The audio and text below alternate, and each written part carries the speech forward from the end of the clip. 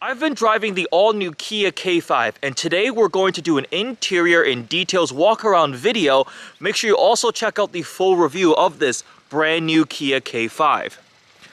Specifically here, this is a 2021 Kia K5 GT line. We'll talk about what GT line means in a moment, but the K5 is the direct replacement for the Optima. It's a mid-size sedan from the Korean manufacturer. K5 was a name used in other markets, so it's not new, but it's new to America. Remember, we had the Optima, same size, GT line, and this one is all-wheel drive, which is nice because we live in a climate where it's snowy and cold right now in winter.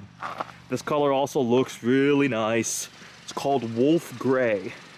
Before we hop inside, let's take a look at some of the exterior details. So this is a very aggressive mainstream sedan. Look at these daytime running lights.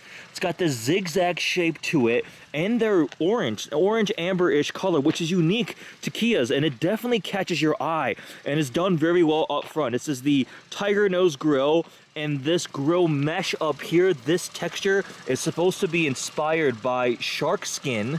So it's got these kind of angled interlocking pieces that looks really cool. Again, this is the GT line. So what does GT line mean? Well, there is the top tier GT, which is the sportiest version, making almost 300 horsepower.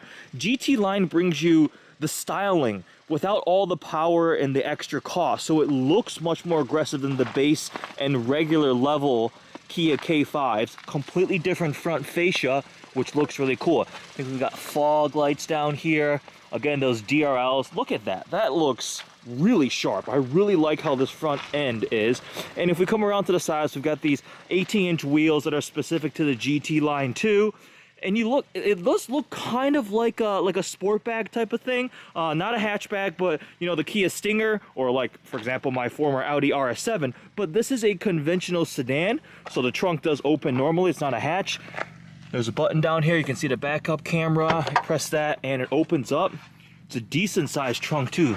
Goes in pretty deep. You can see I've got some camera equipment in here, some detailing supplies.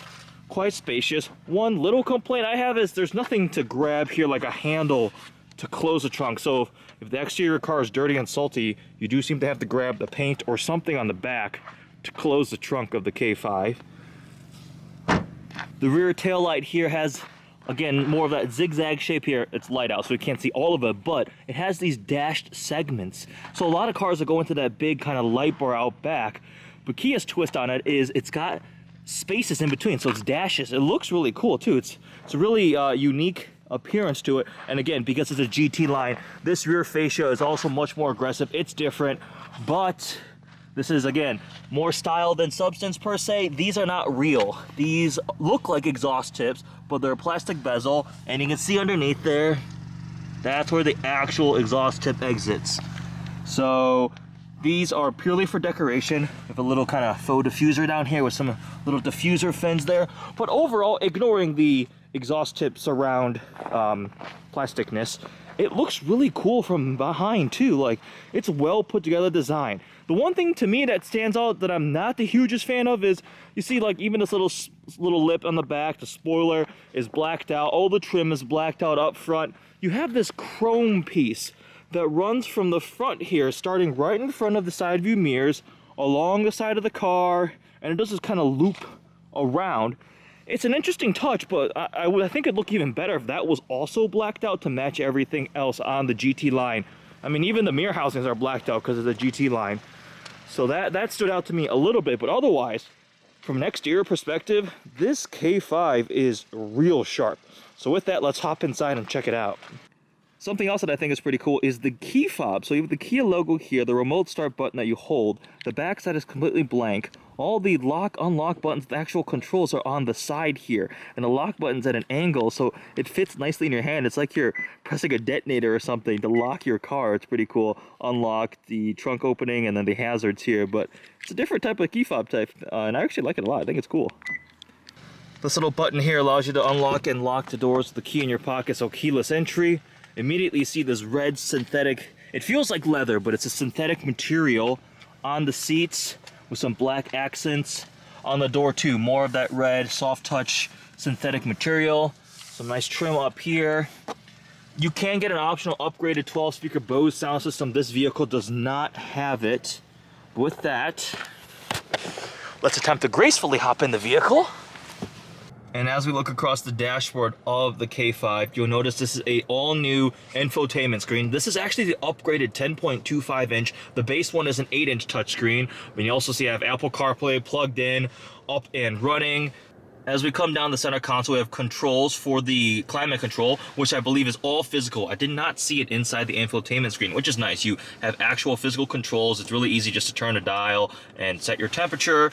We have USB connection here. I have my iPhone plugged in for Apple CarPlay. That other one is for charging. No USB-C ports. Transmission selector here, 2 cup holders. We do have auto hold, which is definitely nice. Again, when you press auto hold, you'll see it pop up in the dash right there, and when you come to a stop, you can take your foot off the brake and the car will hold it for you. One of my favorite parts is these little toggles for your seat heaters. You kind of toggle them down, and it's cool. Heated steering wheel too. Both front seats are heated. We have the drive mode selector knob, so it toggles back and forth like this. And when you do it, you can see on the infotainment screen, it pulls up a little animation of the car, kind of showing you what's going on with your drive modes. It does have a snow mode, and also on the center cluster, it will show you that too. Oh, the vehicle will turn off. It's been idling for a little bit. And we also have a wireless charging pad here. This vehicle is equipped, so you slide it down in there. You'll see the little light turn on. That is now wireless charging. But I have my iPhone plugged in for Apple CarPlay, so it's kind of redundant. So I haven't been really using that. I just leave my phone plugged in there, and it will charge it. We look across the rest of the dash, again, more of that red trim here. On the seats itself, we have GT line embossed on it, or embroidered, whatever the actual technical term for this type of finish on these seats.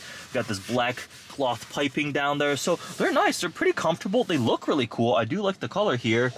Panoramic sunroof goes around to the second row, and second row space is pretty good. For, again, it's a mid-size sedan. You can fold the seats down for more cargo space, but I sat back there and it wasn't bad. Then on the steering wheel, we have a GT line badge here, and it's flat bottom too, so it always looks a little sportier. It's pretty cool, wrapped in some leather. We've got the Kia badge, obviously, and then some buttons here for phone calls, infotainment, changing tracks, volume.